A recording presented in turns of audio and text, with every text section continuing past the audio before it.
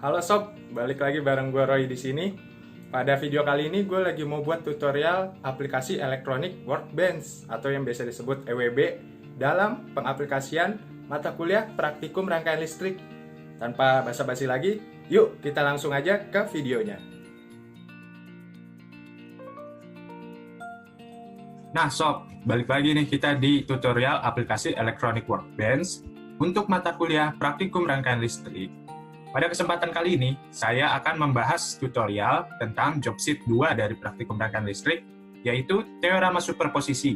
Sedikit saya jelaskan di sini, teorema superposisi adalah salah satu cara pintar yang membuat suatu rangkaian yang terlihat kompleks dijadikan lebih sederhana. Strategi yang digunakan adalah mengeliminasi semua sumber, tetapi hanya disisakan satu sumber yang hanya bekerja pada waktu itu. Sehingga sumber yang lain itu kita sortkan. Misalkan ada 2 sumber. Nah, yang satu ini nih kita sortkan menjadi yang jalan hanya ada 1 sumber. Langsung saja kita buat rangkaiannya di aplikasi Electronic Workbench. Kita membutuhkan 3 buah ampere meter dan juga 3 buah resistor.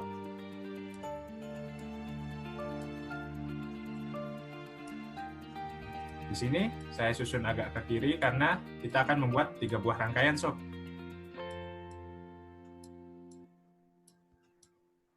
Yang perlu kita lakukan adalah merotate ampere meter yang ada di tengah supaya bisa sejajar. Dan juga merotate resistor. Nah, sudah sejajar gini, kita pasang juga baterai sebagai sumber arus, lalu kita hubungkan di rangkaian pertama ini. Saya hubungkan ya. Nah, ini merupakan rangkaian pertama yang kita buat dengan cara mensortkan sumber arus kedua dan hanya memakai sumber arus pertama. Langsung kita masukkan angkanya. Di job sheet untuk R1-nya kita masukkan 550 ohm. Lalu di R2-nya kita masukkan 750 ohm. Jangan lupa ya sob, dirubah satuannya dari kilo ohm menjadi ohm. Di resistor ketiga, kita membutuhkan 440 atau kita harus memasukkan 440 ohm. Dan sumber arus yang dipakai dalam S1 adalah 35 volt.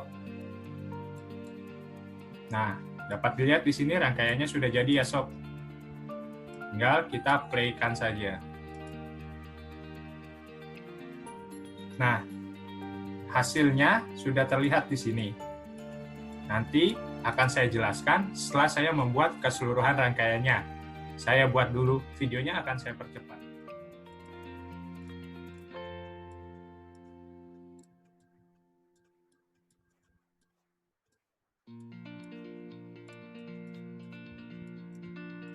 Nah, sob, tadi gue udah nyusun rangkaiannya sedemikian rupa nih. Sehingga ini adalah rangkaian awalnya nih yang bawah, di mana dia memiliki 2 sumber. Di mana cara kita menyelesaikannya, kalau dia 2 sumber ini bakalan sulit nantinya kalau diselesaikan langsung dari sini. Makanya kita menggunakan teori superposisi. Menggunakan atau membuat rangkaian kembali. Jadi kita bagi 2. Yang pertama ada di sebelah kiri sob, rangkaian pertama yang harus kita buat, yaitu yang E2-nya kita hubung singkat. Kita hanya menggunakan S1 sebesar 35 volt. Kita nyalakan. Nah, di sini nih hasilnya udah keluar nih, di mana R1 didapatkan dari rumusnya itu adalah E per RT. Gimana cara kita nyari R total? Yaitu dengan cara memparalelkan R2 dengan R3, lalu kita tambah nilai dari R1. Sehingga R totalnya itu dihasilkan, lalu dibagi dengan sumber arus sebesar 35 volt, menghasilkan nilai dari IR1 aksen 1 sebesar 42,31 mA. Lalu, untuk mencari nilai dari IR2 aksen 1 sebesar 15,64, kita menggunakan rumusnya yaitu R3 dibagi R2 plus R3 dikali I total, sehingga menghasilkan nilai sebesar 15,64 mA. Lalu gimana sih cara mendapatkan nilai arus dari R3 di sini? Dengan cara R2 dibagi R2 ditambah R3 lalu dikali I total, sehingga menghasilkan nilai sebesar 26,66 mA. Setelah langkah pertama kita selesai, kita lanjut ke langkah selanjutnya, yaitu yang E1-nya kita hubung singkat. Di sini kita hanya menggunakan E2 sebesar 90 volt, di mana nilai R1 sebesar 40,22 mA. Dari mana kita mendapatkannya? Sama seperti yang tadi, Sob, di rangkaian pertama tadi, yaitu dengan I total dikali R3 dibagi R1 tambah R3. Nah, rumusnya sama tuh, Sob.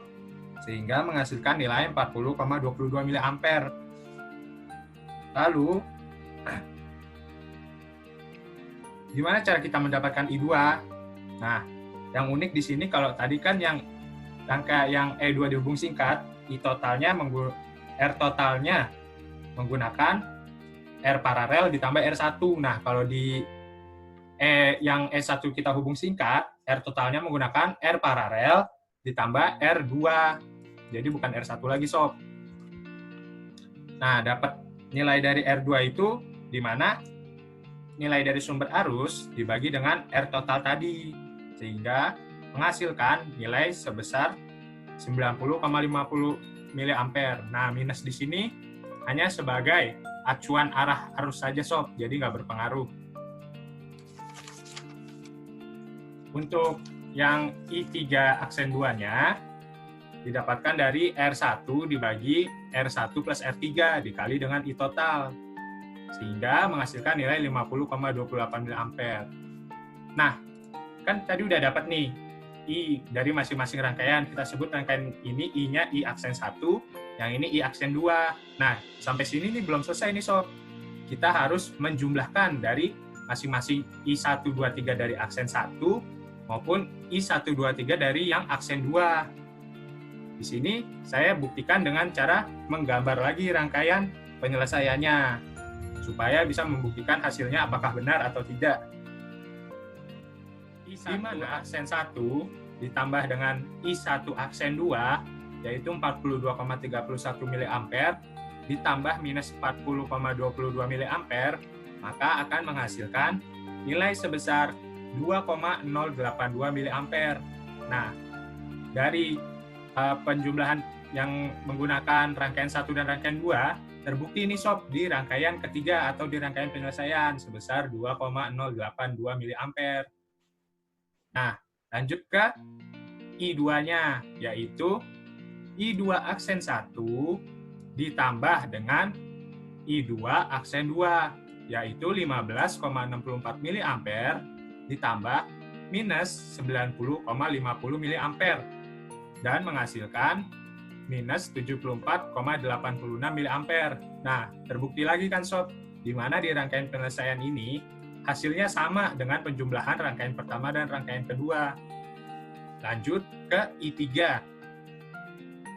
di mana menggunakan I3 aksen 1 ditambah dengan I3 aksen 2, yaitu 26,66 mA ditambah 50,28 mA, sama dengan atau menghasilkan sebesar 76,94 mA. Nah, terbukti lagi nih, Sob, penjumlahan tadi berjumlah sama di rangkaian penyelesaiannya. Maka dari itu, kita dapat membuktikan bahwa teori superposisi ini sangat efektif jika kita ketemu dengan rangkaian listrik yang kompleks seperti ini. Kita harus menggambar satu rangkaian yang E2-nya dihubung singkat atau di short, hanya menggunakan E1, dan rangkaian kedua kita gambar menggunakan E2 dan S1-nya kita hubung singkat untuk mempermudah perhitungan.